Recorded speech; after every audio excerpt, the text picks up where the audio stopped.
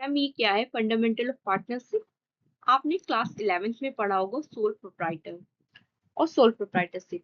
तो ये क्या होता है सोल प्रोप्राइटरशिप? सिंगल ओनरशिप, और we can say single owner of business. खुद के बिजनेस का अकेला एक मालिक होता है जिसने अकेले ही इन्वेस्टमेंट किया उस बिजनेस में। रिस्क और रिवॉर्ड उसी सिंगल पर्सन को होगा जिसने बिजनेस स्टार्ट किया है, जिसमें बिजनेस में इन्वेस्टमेंट किया है। प्रॉफिट हो या लॉस हो उस बिजनेस से वो सिंगल पर्सन ही बियर करेगा। तो that is sole proprietorship. Now we have to see a transition from sole proprietor to partnership. इसी सोल प्रोप्राइटरशिप की हेल्प से हम पार्टनरशिप समझेंगे।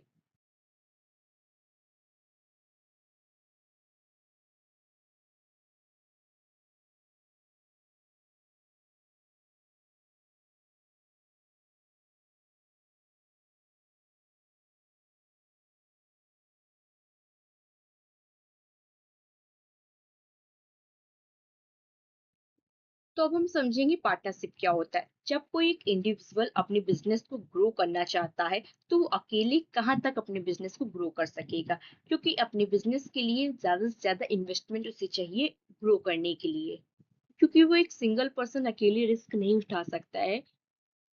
अगर उस बिजनेस में एक से ज्यादा पार्टनर हो जाएंगे, जैसे कि 2 3 4 5, मिनिमम 2 और मैक्सिमम 50 पार्टनरशिप में हो सकते हैं।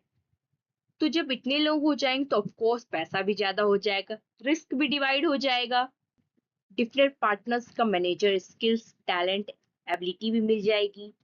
तो बिजनेस को ग्रो करने में थोड़ा आसान हो जाएगा उस सिंगल पर्सन को। इसी वजह से सोल प्रोप्राइटरशिप पार्टनरशिप में एक सिंगल पर्सन अपने बिजनेस को कन्वर्ट करता है पार्टनरशिप में। क्योंकि जब एक से ज्यादा लोग आएंगे बिजनेस में तो बिजनेस ग्रो करेगा, पोटेंशियल ज्यादा होगा, मनी भी ज्यादा होगा, अर्निंग भी ज्यादा होगा और प्रॉफिट शेयरिंग भी इजिली हो जाएगा।